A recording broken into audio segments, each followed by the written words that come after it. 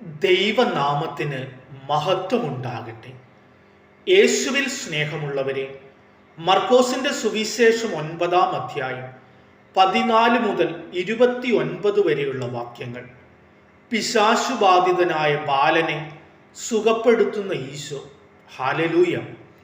സ്നേഹമുള്ളവരെ, ആ പിതാവിൻ്റെ അപേക്ഷയുണ്ട്.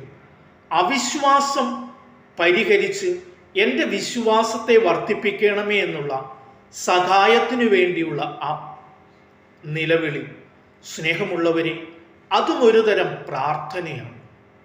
പലപ്പോഴും നമ്മിലേക്കൊന്ന് ചിന്തിച്ചു നോക്കിയാൽ അവിശ്വാസത്തിൻ്റെതായ പല മേഖലകളും നമുക്കും ഉണ്ടാവാറുണ്ട്.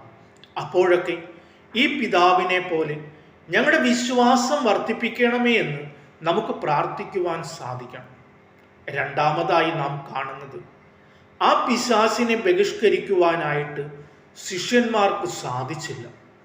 ഈശോ പറയുകയാണ്, പ്രാർത്ഥന കൊണ്ടല്ലാതെ ഈ വർഗം പുറത്തു പോവുകയില്ല എന്ന്.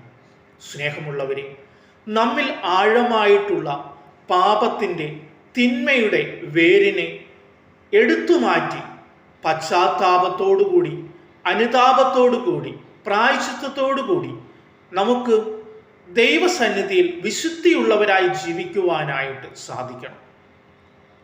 അതിന് പ്രാർത്ഥന നമ്മെ സഹായിക്കും.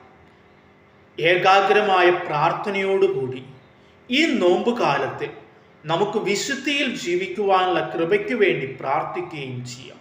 ദൈവം അനുഗ്രഹിക്കട്ടെ. ആമേൻ.